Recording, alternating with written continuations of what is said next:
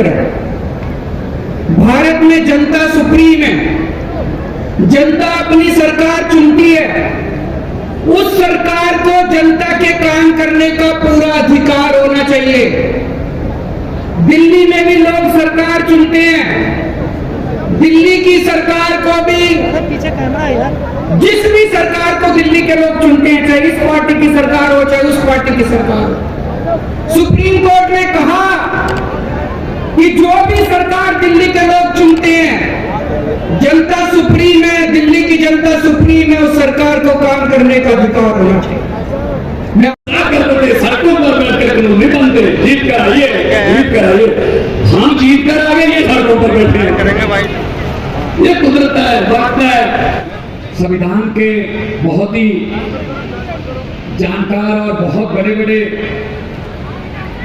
Case यहाँ पर संविधान संकट में होता था, इनको जीतने वाले माननीय कपिल सिब्बल जी, आम आदमी पार्टी के मंत्रीगण, एमएलए साहबान, राज्यसभा के एमपी साहबान और इस रामलीला मैदान में आए हुए आम आदमी पार्टी की रीढ़ की हड्डी, बुजुर्ग, नौजवान, माएं, बहनें, सबको मेरी तरफ से नमस्कार, सत श्री अकाल।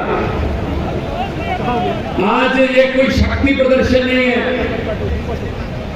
आज सिर्फ हमने जनता तक ये बात पहुंचानी है कि कैसे आपके अधिकारों को छीना जा रहा है। आप धूप में, आप धुंध में, ठंड में, गर्मी में खड़े होकर पोलिंग बूथ पर लाइन में लगकर वोट डालते हो कि ये मेरा पसंदीदा नेता है, मैं इसको अपने हल्के से विधानसभा भेजूंगा तो अच्छे कानून बन के आएंगे, मेरे इलाके का काम होगा। लेकिन मोदी साहब, ये भाजपा वाले, ये चाहते ही नहीं है इनके बिना किसी और की गवर्नमेंट बन जाए। अगर चुनाव से भाजपा की गवर्नमेंट किसी राज्य में नहीं बनती तो ये उपचुनाव से बना लेते हैं, उसके 25 खरीद लो, 30 खरीद लो, फिर दोबारा उपचुनाव करवा लो, बाई इलेक्शन करवा लो, फिर कह दो राज्यपाल को सुबह 4 बजे जगा लो, जी वो सेरेमनी है, एक बार मुख्यमंत्री को वोट दिलवा दो, बाकी बाद में देख लेंगे। ये चल रहा है। बीजेपी, भारतीय जुगाड़ू पार्टी, ये जुगाड़ करते रहते हैं कोई ना कोई। तो उसी तरह से दिल्ली में सरकार है, आप लोगों ने वोट डाले, मुख्यमंत्री अरविंद केजरीवाल जी हैं, तो अगर वो काम ही नहीं कर पाएंगे, अगर वो अफसरों को ऑर्डर नहीं दे पाएंगे, अगर वो किसी भ्रष्ट अफसर की बदली नहीं कर पाएंगे, उनको सस्पेंड नहीं कर पाएंगे, तो सिस्टम कैसे चलेगा? तो सिस्टम कैसे चलेगा? ये कहते ही नहीं हमारा ही बस अधिकार होगा। ये कि अकेला दिल्ली की 2 करोड़ जनता का सवाल नहीं है, देश की 140 करोड़ जनता का सवाल है। दिल्ली में हर प्रदेश का आदमी रहता है, यहाँ कर्नाटक से लोग भी रहते हैं, बंगाल से भी रहते हैं, पंजाबी भी रहते हैं, यूपी से भी रहते हैं, उत्तराखंड से, पूरे देश से दिल्ली में लोग बसते हैं। दिल्ली देश का दिल है। 2014 से पहले जब हम यूपीए सरकार में थे, उस समय अरविंद केजरीवाल जी हमारी मुखालफत करते थे और हमें लगता था कि गोदी मीडिया उनके साथ है। लेकिन समय बदल गया, सरकारें बदल गई, प्रधानमंत्री बदल गए और गोदी मीडिया भी शिफ्ट कर गया। अब गोदी मीडिया सरासर मोदी जी के साथ है। कई और चीजें भी बदल गई।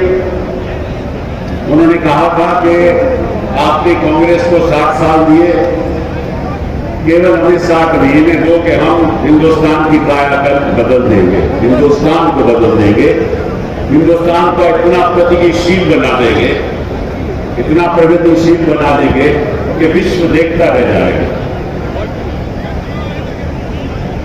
60 महीने नहीं, उनको लगभग 120 महीने मिले और इन्होंने हिंदुस्तान का नक्शा बदल दिया। इनको केवल मीडिया ने, उन्होंने केवल मीडिया को गोदी मीडिया नहीं बनाया, सब संस्थाओं को गोदी बना दिया। चाहे वो इलेक्शन कमीशन हो, चाहे वो ईडी हो, चाहे वो सीबीआई हो, चाहे कोई भी संस्था हो, जुडिशरी के अलावा इन्होंने सबको अपनी गोदी में बिठा दिया। उसका नतीजा क्या हुआ कि लोकतंत्र खतरे में है, भाईचारा खतरे में है, और जो इनकी मन मर्जी होती है वो ये करते हैं। आज मैं आपके सामने एक निर्दलीय सांसद के रूप में खड़ा हूं, और मैं सोचता हूं और जानता हूं कि वक्त आ गया है कि सभी विपक्षी दलों को एकजुट होकर मोदी जी का सामना करना होगा। जिस तरह से मोदी जी शासन चला रहे हैं, मुझे नहीं लगता कि कोई भी सरकार बच पाएगी। आपको याद होगा कि हमेशा मोदी जी मंच में कहते हैं कि मुझे एक डबल इंजन सरकार चाहिए। अब डबल इंजन सरकार का मतलब क्या है? उसका मतलब यह है कि हर प्रदेश में मेरी सरकार होनी चाहिए, केंद्र में मेरी सरकार हो, हर प्रदेश में मेरी सरकार हो, तभी तो डबल इंजन सरकार होगी। इसका मतलब लक्ष्य क्या है? लक्ष्य क्या है कि सारी ऑपोजिशन को खत्म करना, सारे प्रदेशों को अपने कब्जे में लेना।